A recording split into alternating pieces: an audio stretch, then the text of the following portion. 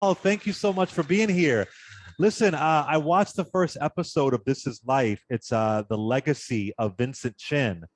I got to tell you, you did it again. This is what a phenomenal season premiere.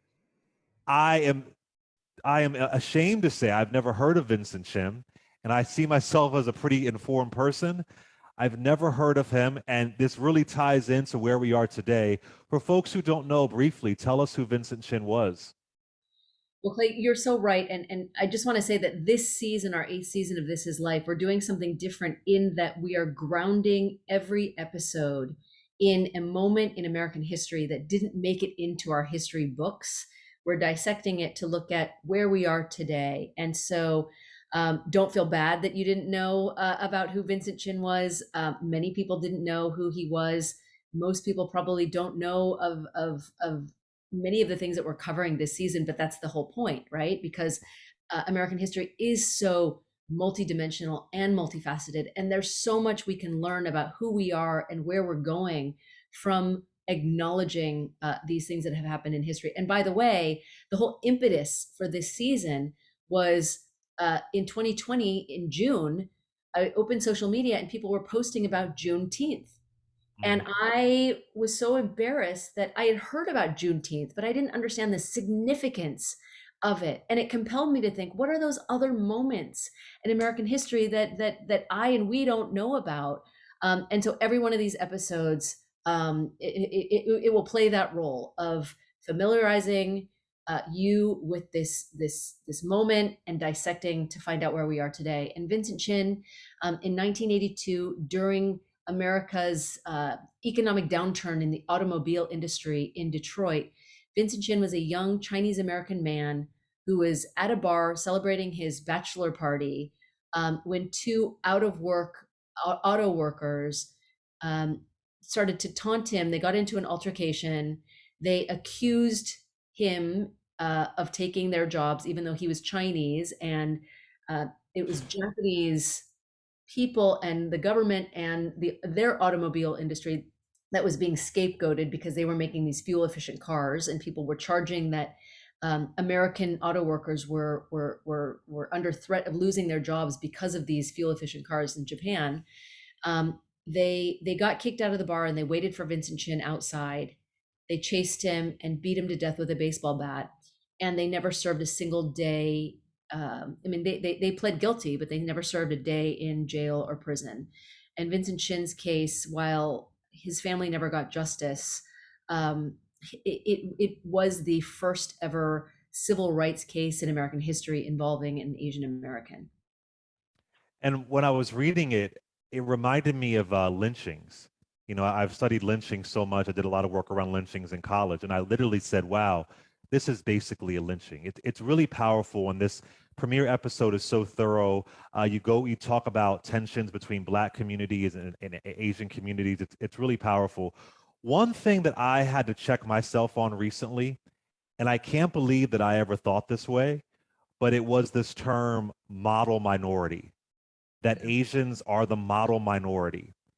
And in retrospect, I know that I thought that because I was taught to think that, because it's beneficial to have Asian communities and Black communities be at war with each other. That's beneficial. That's how this thing works.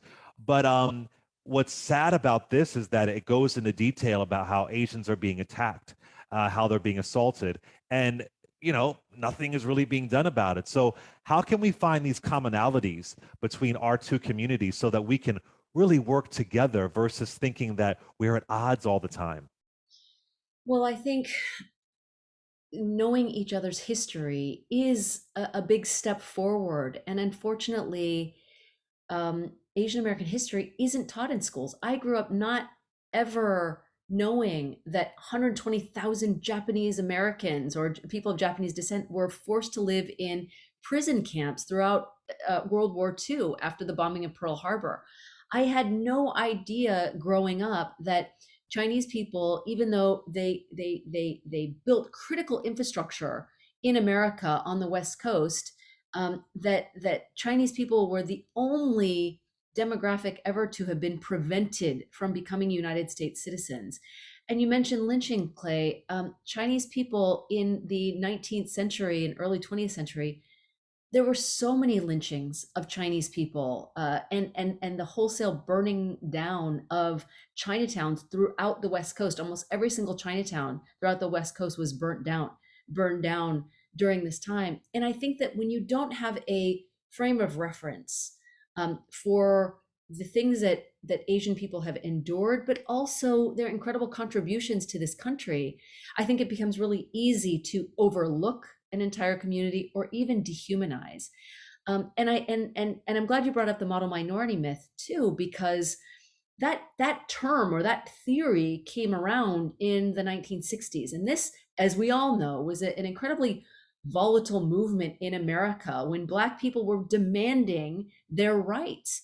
Well, you know, this phrase was coined because after 1965, the Immigration and Naturalization Act in this country, that allowed for people from many parts of the world, but specifically Asia, to immigrate to the United States, but you had to be educated or speak English or have some skills, right? And so that population itself was a more sort of educated, right? It was a population that had more skills, and so this term came about and essentially said to minority communities like the Black community that was fighting for rights.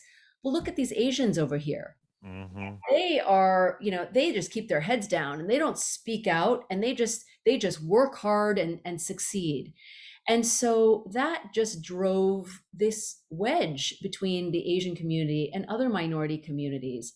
And why wouldn't, right? Why wouldn't it? Yes. Because I think that there are even many Asians in the community who came later in the 60s, who never really understood or knew America's history of segregation and discrimination. And they thought, that's what we want to do. We want to try and assimilate. We want to keep our heads down. We want to work hard and achieve. And so that schism has persisted to this day. You go into depth about the coronavirus pandemic, and I got to tell you, there were a lot of despicable moments during the last administration, but I will never forget. At first, I read the term Kung flu, and I said, well, there's no way he said that. Like, he's pretty despicable, but that just didn't happen. Yeah, And then I heard him say it, and I was like, this is blew my unbelievable. mind. Unbelievable.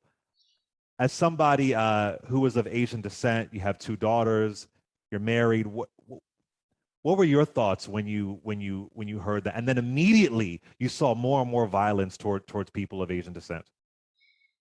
Clay, when I heard the former president, and it wasn't even just what he said; it was his facial features when he delivered it. Mm. It was just this like utter level of disgust, the China virus. Um, I just knew it. My heart sank, and I just knew that we were in for it, because what he effectively did was he weaponized this virus against people who could be perceived to be Chinese or from China. And immediately I started to receive just the ugliest messages on social media. And I'm used to I've been teased all my life for being Asian, right? Growing up, I was literally teased every day. But the tenor of these messages, the violent nature of them. I mean, some of them wished death on my family, including my kids. Some of them said, you brought this virus. I hope you die from it. Um, but for me, I'm used to being on the receiving end of hateful messages.